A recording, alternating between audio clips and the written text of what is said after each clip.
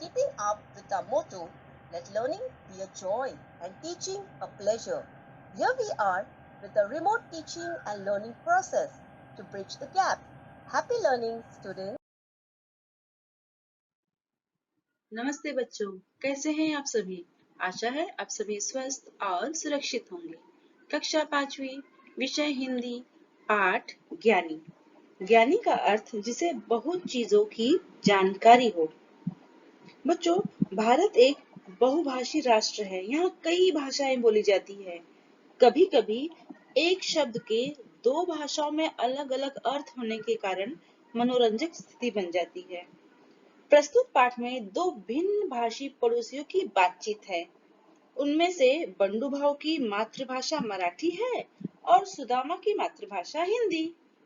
दोनों की बातचीत में कुछ ऐसे शब्द आए हैं जिनका अर्थ मराठी और हिंदी में अलग है और मनोरंजक स्थिति निर्माण हुई है।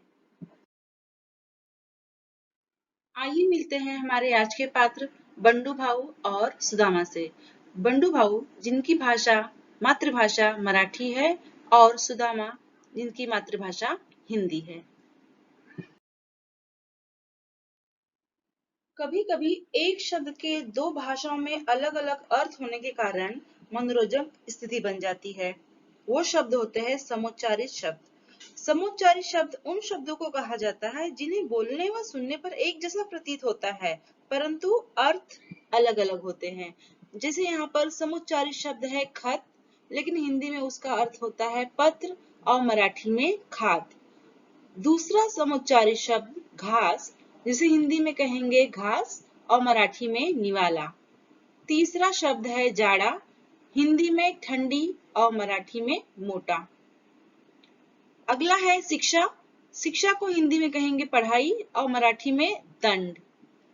अगला समुच्चारित शब्द है बंदर, जिसे हिंदी में वानर कहते हैं और मराठी में बंदरगाह। अगला शब्द है ऊन, जिसे हिंदी में ऊन कहेंगे और मराठी में धूप। आइए पाठ की शुरुआत करते हैं। बंडू भाऊ और सुदामा का परिवार आमने सामने रहता है। दोनों के बच्चे आपस में साथ साथ हंसते खेलते हैं। दोनों परिवार एक दूसरे के सुख दुख में सहभागी होते हैं। दोनों की मातृभाषा भिन्न है। इसके चलते एक ही शब्द के दोनों भाषाओं में अलग अलग अर्थ होने के कारण कई बार उनके बीच मनोरंजक स्थिति बन जाती है। ऐसी ही स्थिति आज भी बनी। बंडू भाऊ, मना करने के बाद भी बच्चे बरसात में भीग रहे हैं। अंदर बुलाकर उन्हें शिक्षा दो। सुदामा, अरे बंडू भाऊ, मैं क्यों शिक्षा दूं? शिक्षा तो उन्हें विद्यालय में मिल जाती है। आइए इसे विस्तार पूर्वक जान लेते हैं। बंडू भाऊ और सुदामा के परिवार आमने सामने रहते हैं।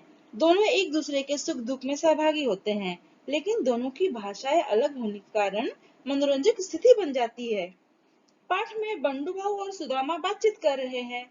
बातचीत हिंदी में हो रही है, लेकिन बंडू भाऊ उसमें मराठी शब्दों का इस्तेमाल कर रहे हैं और कुछ हिंदी शब्दों के अर्थ नहीं जानते हैं, इसलिए ऐसी स्थिति बनी है। बरसात में भीगने वाले बच्चों को बंडू भाऊ दंडित करने के अभिप्राय से शिक्षा शब्द का इस्तेमाल करते हैं, लेकिन सुदामा उसका अर्थ हिंदी में पढ़ाई लिखाई समझ लेते हैं।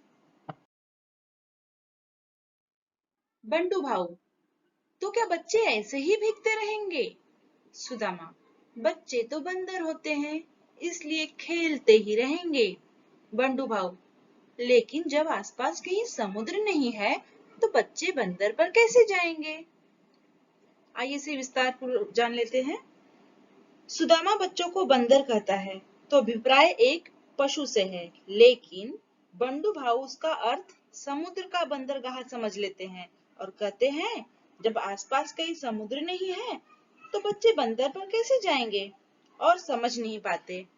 बच्चों, यहाँ बंदरगाह का अर्थ है वह जगह जहाँ जहाज, माल या पैसेंजर चढ़ाने के लिए खड़े रहते हैं, उसे बंदरगाह कहते हैं।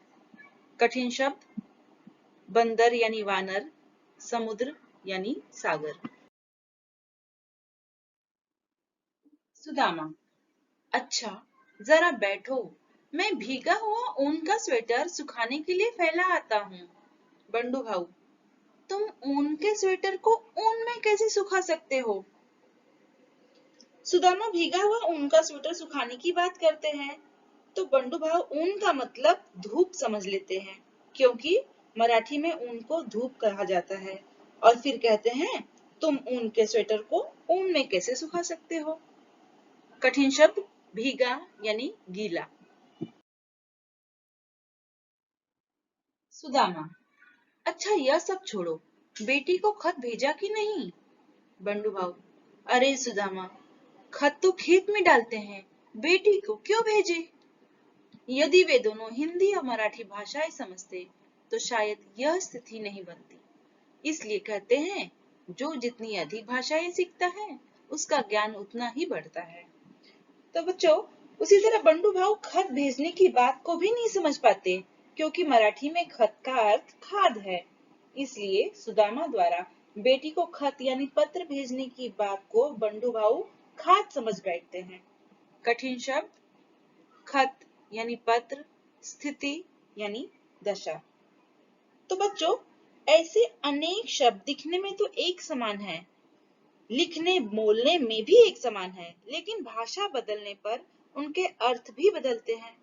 जिनको दोनों भाषाएं आती हैं, उन्हें समझने में दिक्कत नहीं होती, इसलिए अनेक भाषाएं सीखनी चाहिए।